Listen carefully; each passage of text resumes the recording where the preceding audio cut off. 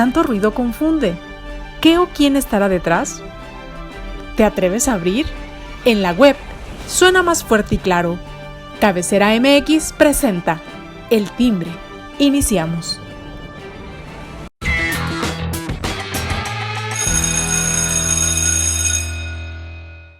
¿Qué tal, amigos? Muy buen día, me da mucho gusto saludarlos. Ya es miércoles 24 de mayo, pues una fecha que nos llega a la memoria aquí a los que vivimos aquí en Jalisco, obviamente, y bueno, sobre todo por el suceso que se marcó y del cual estaremos hablando ahorita ya en un momento más. Pero antes le doy la bienvenida, pues, a este espacio del Timbre, donde pues usted puede escuchar las opiniones de mis compañeros, opiniones bastante interesantes, certeras y sobre todo que a veces generan polémica.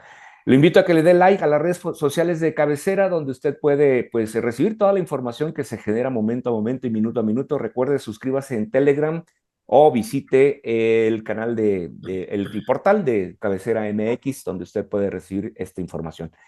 Y bueno, pues doy el saludo a mis compañeros en este día. Surya Palacios, ¿cómo estás? Qué gusto saludarte. Bienvenida. Alberto, Héctor, Carlos, encantada de estar aquí. Pues no es feliz miércoles, ¿no? Porque pues recordamos un momento cruento de la historia jalisciense y de la historia nacional. Pero bueno, bienvenidos todos Gracias, este gracias. miércoles. Así es, gracias, Surya. Héctor Romero, ¿cómo estás? Qué gusto saludarte. Hola, buenos días. Pues muy contento de estar con ustedes y con nuestro público, como siempre. Bienvenido. Carlos Maguey, ¿cómo estás? ¿Qué tal? ¿Cómo estamos? Buenos días. Ay, ¿qué tal con estos calores amaneciendo y pasando las noches calurosísimas? Además, 6:40, 6:50 de la mañana y el sol en lo alto ya. El cambio climático. Así es, desde temprano empieza a sentirse esto del calor y bueno, pues hay que aguantarlo porque en el día también se siente y bastante. Yo creo que las lluvias en los días pasados lo único que vino fue a alborotar la olla de vapor y aquí estamos sufriendo las condiciones. Ya esperemos que en los próximos días se puedan regularizar ya las lluvias, aunque todavía le falta, para que inicie el temporal, todavía le falta un poquito. Pues bueno, vamos a los temas, si les parecen. Hoy, 24 de mayo, hace 30 años, un lunes, hace 30 años, 24 de mayo, pues ahí en el aeropuerto de Guadalajara, pues fue acribillado el que en aquel entonces era el cardenal Juan Jesús Posadas Ocampo, ahí en el estacionamiento, usted lo recordará, ahí en el estacionamiento del aeropuerto, en donde, por cierto, pusieron una especie de efigie donde pues ahí, como a recordar este acontecimiento, ¿no? Y bueno, quien no deja de hablar, no deja de opinar es el cardenal Sandoval, Juan Sandoval, quien pues ahora dice que tantas cosas que ha dicho, bueno, pero bueno, para opinar de ello, aquí están mis compañeros. Héctor, 30 años de este acontecimiento que marcó, pues políticamente, en muchos aspectos, la vida de Jalisco y de México. Bueno, el problema no es nada más el homicidio del cardenal, sino la incapacidad de las autoridades federales para resolver ese crimen.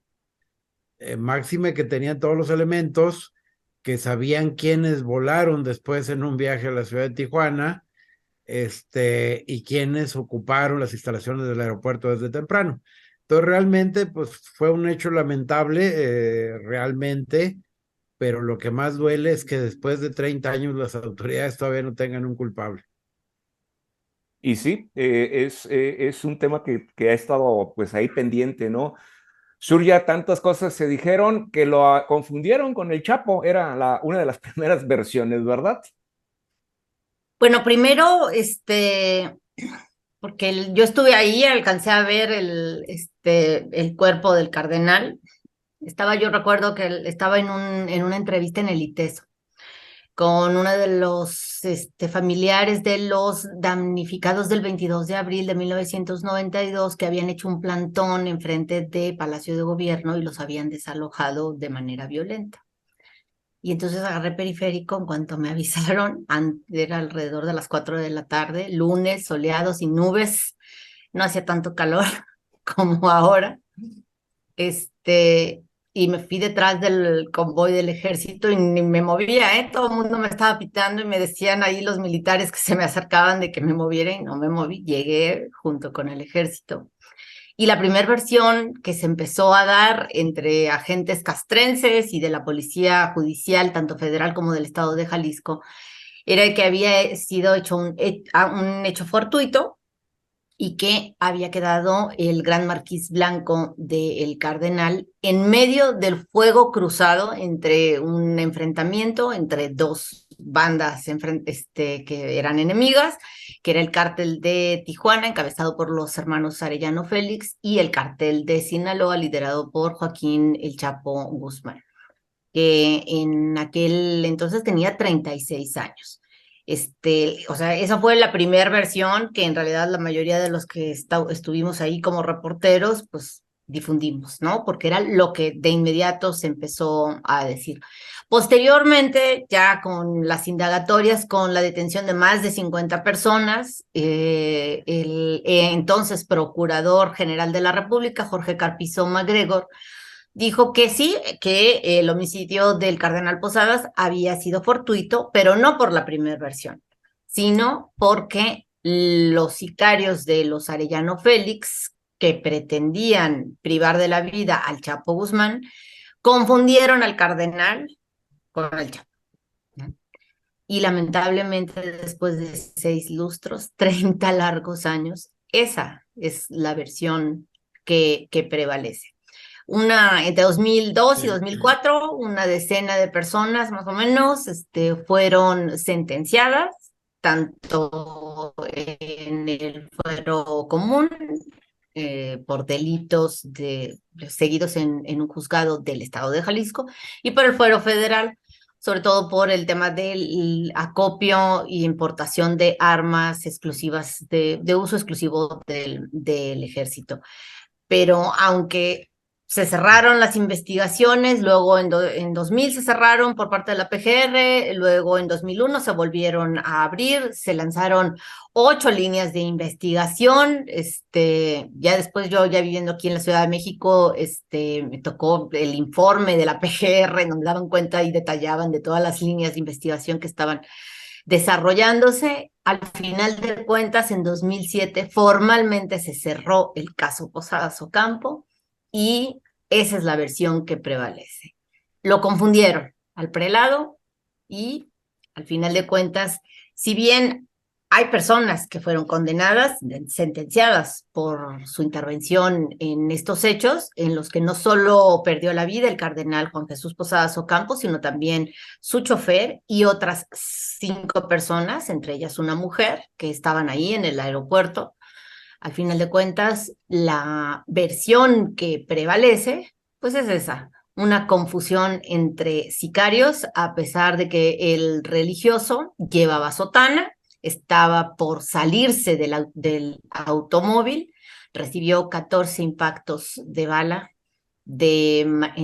a corta distancia, ¿no? Difícil que prevalezca o que podamos creer esa versión de la confusión, porque, bueno, evidentemente hay bastantes diferencias, ¿no? Entre un hombre de 36 años, que en esa época tenía el Chapo Guzmán, delgado, en ese momento no había subido de peso, en contraste con el cuerpo robusto del religioso, que tenía 66 años de edad cuando perdió la vida en esos trágicos hechos. Así es, casi el doble de la edad. Y sobre todo, bueno, la confusión fue que llevaba un gran marquís, de esos que usaban estos grupos criminales en aquel entonces, muy famosos los gran marquís en este tipo de actores del crimen organizado, ¿no? Pero también, Carlos, hay que destacar la versión de lo que, mejor dicho, la declaración del doctor Mario Rivas Sousa con respecto a este tema, ¿no? Que los balazos no eran directos, eran directísimos, ¿no? Y cómo tambaleó las investigaciones y todo lo que conllevó políticamente esta declaración, ¿no? Del doctor. Desde luego, creo que todos reconocemos en el doctor Rivas Sousa a un hombre que fue una institución en la ciencia forense, un hombre que era de verdad respetado a nivel internacional, Y lo que nos haría pensar es que, bueno, pues, o la iglesia tenía algo, o el cardenal en especial sabía algo, había una razón en específico para ir tras de él, porque bueno, pues seguramente no lo querían porque hubiera escuchado una confesión, ¿verdad? De alguien, o porque alguien estuviera enojado porque le debía limosnas, ¿no? Eso, desde luego, generó dudas más allá de otros casos que pudieran haberse, otras teorías que pudieran haberse dado, porque un ataque directísimo, como lo dijo Rivas Sousa,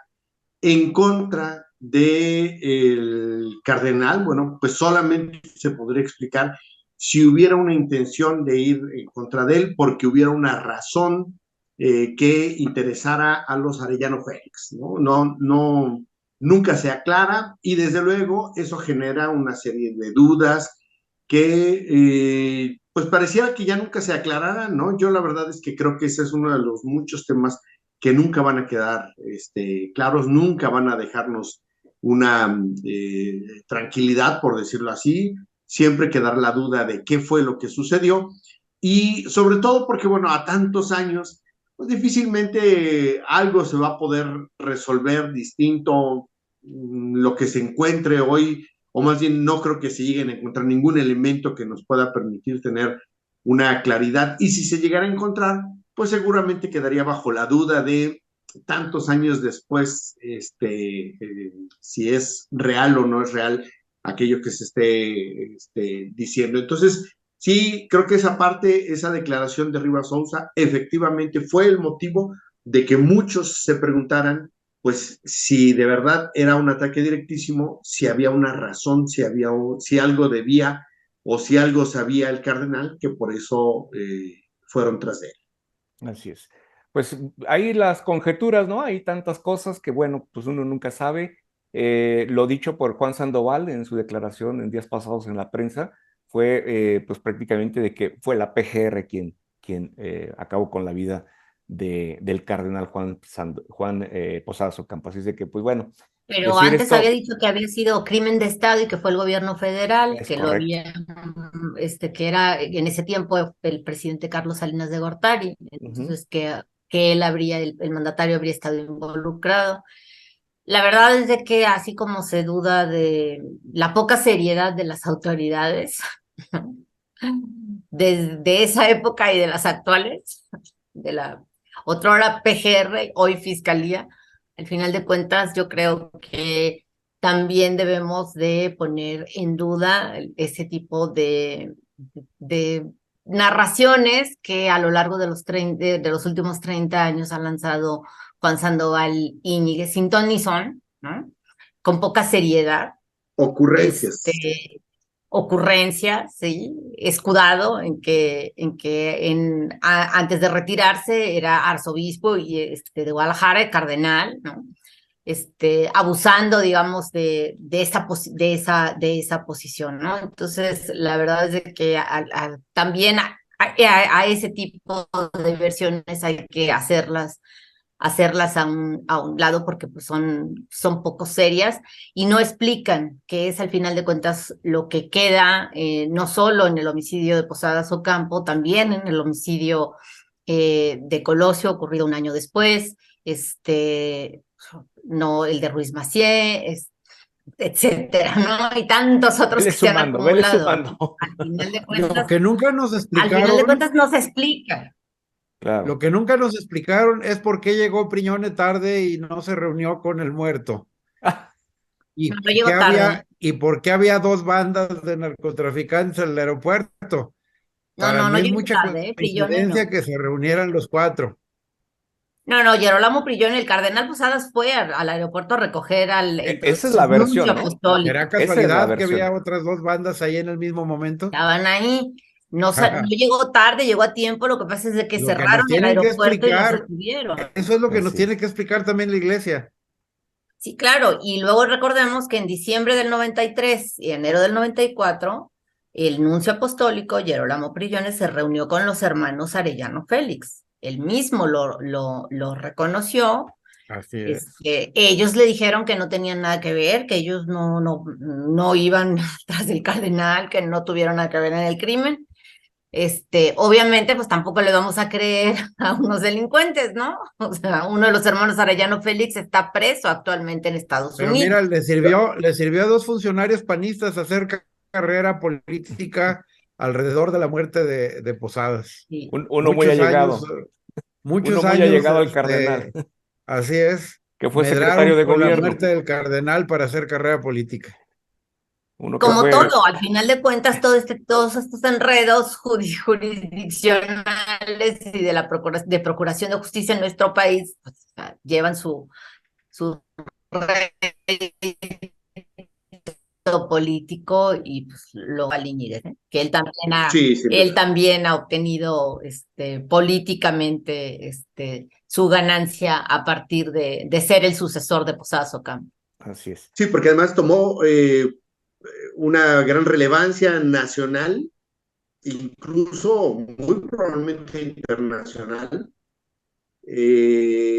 por toda esta, bueno, primero por ser el sucesor, y luego por todas estas barbaridades que vociferaban, porque una cosa es exigir justicia, pero otra cosa es aventar acusaciones que no tienen fundamento y decir, hoy dice que fue la fiscalía, La luego que PGR. fue Salinas, luego que fue Y luego fulano, o sea, Carpizo todo el también le echó la tiempo culpa en algún También en momento a algún Jorge momento es Carpizo. le correcto, echó la culpa a Carpinto, claro, es correcto. ¿no? Entonces, sí, yo creo que justo si alguien ha salido beneficiado, salió beneficiado en su momento, fue precisamente Juan Sandoval, y lo sigue haciendo, ¿no? Por eso sigue declarando sobre estos asuntos, que la verdad es que yo también digo, híjole, los medios, ¿qué onda? Que le siguen dando voz por Y un le asunto pones a que grabar. ya no, o sea, ya dijo lo que tenía que decir, ¿Que es y nada? lejos de eso, que es nada, ¿no? Digo, sí tendría que decir que le duele, que esas cosas, Bueno, sí. reflexiones respecto de un líder que fue religioso, su líder religioso, pero no volverse una especie de, pues, no sé, como de adivino de las cosas, ¿no? Así es. Entre él y el brujo mayor que se anda inventando cosas, pues no hay gran diferencia. Actúa Así es. como bufón en esos términos, ¿eh? Y lo sigue Bien, haciendo. pues vamos a Lo- continuar con los demás temas. Bueno, ya ustedes ya han opinado sobre este tema del cardenal. Ahí están la mejor opinión es la de usted, que nos escucha, que nos ve, que nos sigue y pues emita su opinión. Usted tiene muy buena opinión, hágala valer aquí con nosotros. Y bueno, Héctor, la Suprema Corte de Justicia de la Nación hizo otra vez lo suyo, lo que tenía que hacer y le da para atrás al decreto del presidente que protegía la información con respecto a las obras del Tren Maya. Héctor, papel de la Suprema Bueno, Corte. al final de cuentas ya había declarado la ilegalidad del acuerdo, más bien la inexistencia del acuerdo del presidente de la República, aquel que decía que eran obras de seguridad nacional y por eso se reservaba la información, etcétera, etcétera. Ahora, el lunes pasado, lo único que iban a hacer era fijar el alcance de esa resolución y fue lo que hizo la Suprema Corte. No es que sea un solo nuevo palo, realmente es nada más determinar el alcance. Y lo puedo resumir como lo dijo el ministro ponente, en que el efecto de la sentencia es invalidar el acuerdo respecto al Poder Ejecutivo. Y el acuerdo iba dirigido a dependencias y entidades que son parte del Ejecutivo, entonces el acuerdo se invalidó en su totalidad. Por ahí la ministra Copy-Paste defendió mucho el tema, tratando de alegar que era interpartes. ¿Se acuerdan que desde la votación pasada alegó mucho eso? Porque ella quería que se fijara un criterio que nada más el único beneficiado con esa nulidad de la inexistencia del acuerdo era nada más el INAI. Pero si el decreto estaba dirigido y las partes son el Ejecutivo y todos sus bracitos, que son su gabinete, pues claro que se declaró la invalidez de todo ese decreto. Y el único punto fino que había que agregar es que como no es una materia penal, no se le tenía que dar efecto retroactivo. y entonces nada más surtió efectos a partir de esta declaratoria de la Suprema Corte. En cuanto a la discusión, yo creo que fue más semántica que otra cosa. Creo que se siguieron manteniendo los 8 votos, aunque la votación se dio en 6 votos, porque había alguna discusión más de todo técnica en que si era un acuerdo general o era un decreto, y por ahí versó más la votación, pero en realidad pues la mayoría acabó votando, y yo creo que algunos ministros ni se dieron cuenta de cómo habían votado bien, porque luego ya votado pretendían revivir la votación, etcétera, etcétera. Me queda claro que las 2 ministras que acompañan al presidente incondicionalmente y ni siquiera estudian la Constitución y su aplicación, iban a estar a favor, y que regresó a su labor de tapete el expresidente de la Corte, actual vil ministro, ya sin fuerza y que nadie de sus compañeros le hace mucho caso, otra vez a votar a favor del presidente. Entonces, realmente ese fue el fondo. No sé por qué se enoja tanto el presidente, porque acabó de... Lo único que ha hecho la Corte es respetar la división de poderes y lograr ese equilibrio tan importante que debe haber en una democracia, donde si un poder se excede, pues el otro poder lo corrige. En este caso se excedió el presidente de la República, aquí no hubo intervención del legislativo, se excedió el presidente de la República con un decreto que dijo de seguridad nacional, etcétera, etcétera, cuando nunca demostró que fuera un tema de seguridad nacional, y menos con la definición de seguridad nacional que tenemos en el país. Entonces, y tanto mitote de que la Corte ya valió sombrilla y que ya es inexistente y hay que acabarla, y van ahí con marchas, hasta un gobernador a hacerle marchas con ataúdes y demás, y insultan a la presidenta de la Corte. ¿Por qué? Porque están dolidos porque no tienen el control y quieren tener el control de los 3 poderes. Qué bueno que hay un poder que les frena con base en la Constitución esos excesos que comete el presidente, y que cada día comete más, porque ahora lo estamos viendo con las expropiaciones, que no es un tema menor. Así es. Surya, pues 6 votos a favor, 5 en contra, cerrada votación, pero bueno, como ya lo explicó. Bueno, previamente se aprobó por 8 votos, ¿no? Entonces, al aprobarse por 8 votos, la inconstitucionalidad de ese decreto, publicado en el Diario Oficial de la Federación en noviembre del 2021, pues se expulsa. Esa es en términos prácticos, desaparece del sistema jurídico mexicano esa ordenanza del presidente López Obrador.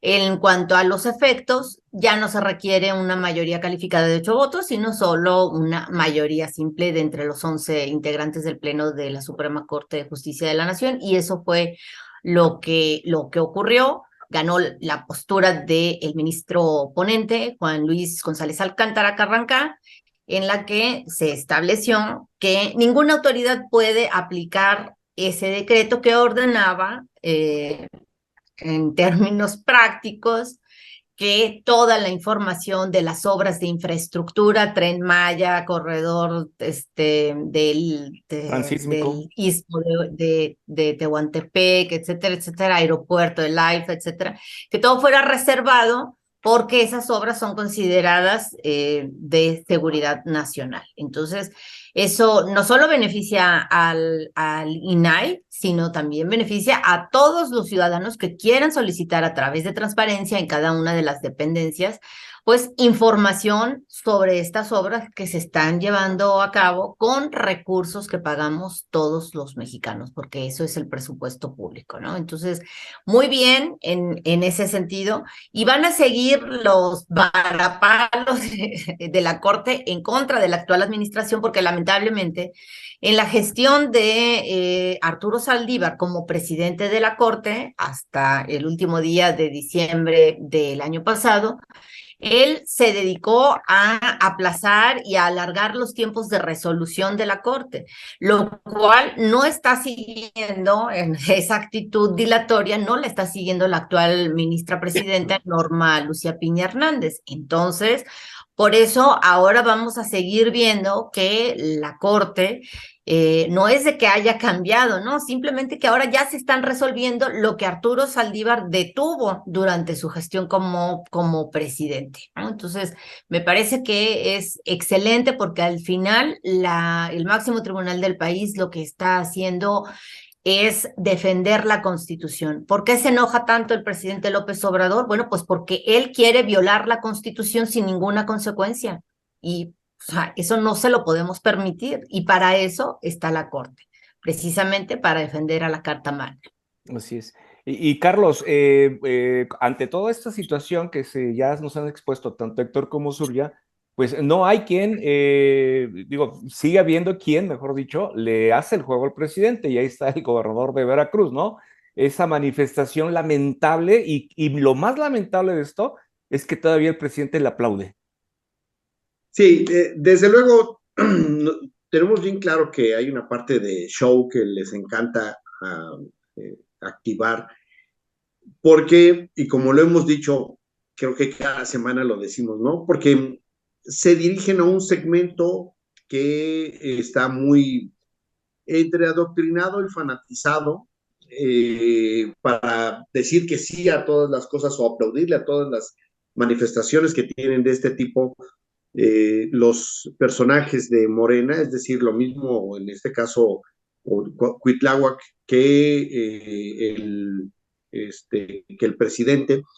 La gente lo ve bien, la gente se los aplaude, hay un grupo de personas que lo alientan y que se sienten identificados.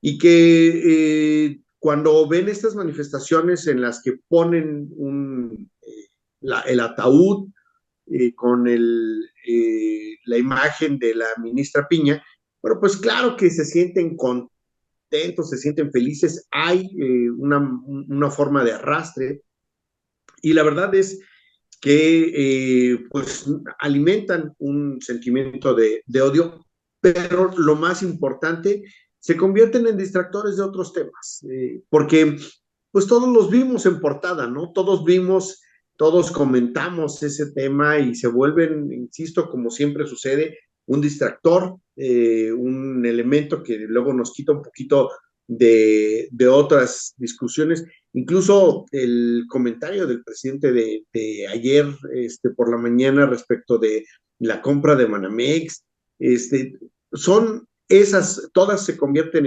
en estrategias para descargar un poco de los temas importantes, desviarnos de los temas realmente que deben ocuparnos, y ahí están siendo efectivos distractores, elementos que afectan nuestra percepción y que han sido eficientes, y digo, y tan eficientes han sido que si revisan las encuestas sobre la percepción, sobre el desempeño del presidente, le va súper bien.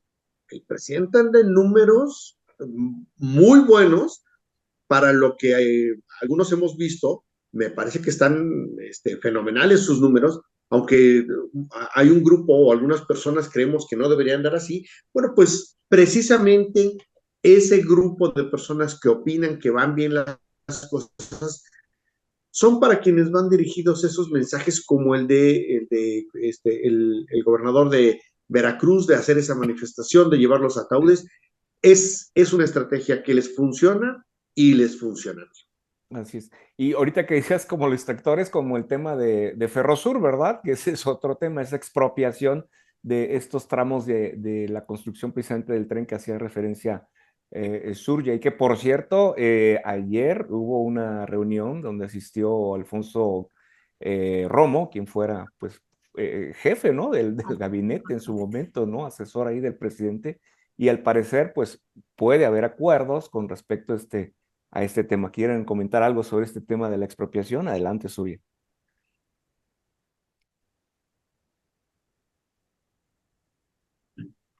Surya. Recuperación, le dijo el presidente. Utilizó la ley de expropiación justo pues tratando de aprovechar que formalmente esta ley no permite la suspensión. en realidad debió de haberse utilizado la ley reglamentaria del servicio ferroviario. Y es un decreto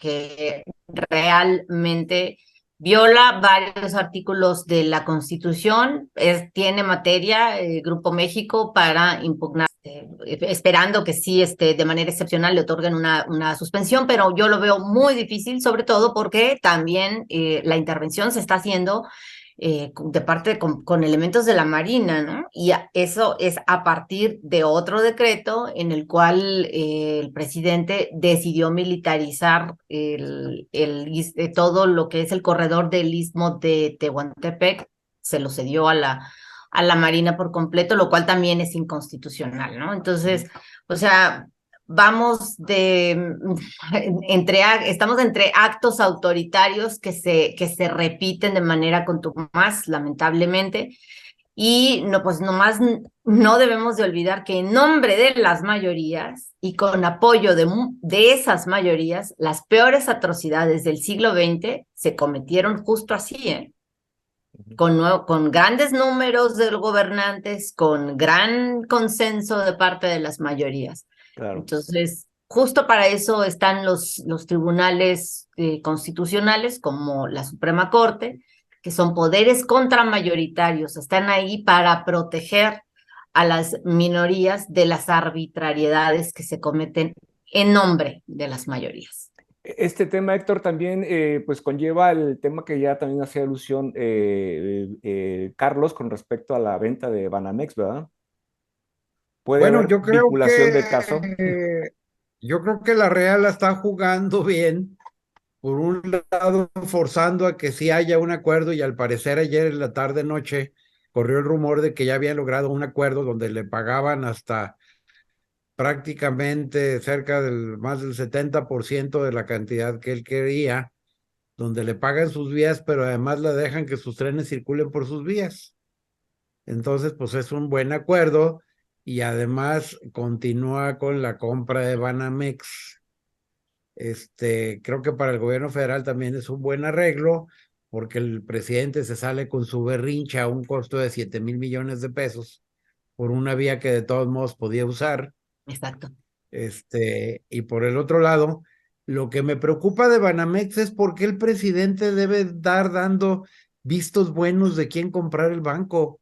Si es una operación entre particulares, ¿qué fregado se tiene que andar metiendo el ejecutivo? O sea, al ratito, para si vendo mi casa, voy a ocupar que venga el gobernador o el presidente a darle el visto bueno, como él dijo que ya lo había dado. O sea, para empezar, el patrimonio de Banamex, el patrimonio cultural, que es el que tanto mitote ha hecho el presidente, es gran parte inmobiliario, entonces no puede salir del país. Por otro lado, sería un error sacarlo. Tercero, no lo puedes exportar tan fácil. El patrimonio tiene ciertos requisitos para ser exportado y no podría tan fácil salir del país. Entonces creo que es un tema más de demagogia que otra cosa. Y la nueva oferta que hizo ayer el presidente, donde dice que lo compra, bueno, el gobierno mexicano con nuestros centavos, pues es una burla, porque dice, está bien fácil, no sabe ni sacar cuentas. Dice, va a costar como 7,000 millones. Son 2,000 de impuestos, pues es lo que sueña él, le van a hacer planeación fiscal para pagar mucho menos. A lo mejor hasta se la vuelven a aplicar vía bolsa de valores, como la vez pasada que se quedaron haciendo cochecito como perrito rosado. Y con este efecto, pues dice, nada más nos cuesta 5,000. A mí no me preocupa que vaya a costar 5,000 cuando en realidad tenemos un presidente que ya sabemos que no puede administrar. Si no han podido con el Banco del Bienestar operarlo, ¿cómo ahora se atreven a decir que van a comprar Banamex y que al cabo es negocio redondo? Pues eso mismo dijeron con el Banco del Bienestar, y acabó lavando dinero y acabó cancelando el manejo de transferencias de recursos del extranjero. No pueden instalar los cajeros, el AIFA sigue vacío, o sea, todo lo que se meten se contamina, no es negocio. Así es. Pues aquí están las opiniones de mis compañeros y bueno, pues insisto, la mejor opinión es la de usted. Y con esto llegamos prácticamente al final del programa. Yo lo espero aquí, recuerda, el próximo viernes y con el gusto de que pues sigan disfrutando su semana. Gracias, Carlos. Gracias, Surya. Gracias, Héctor. Gracias a usted por acompañarlos. Aquí lo espero. Hasta entonces.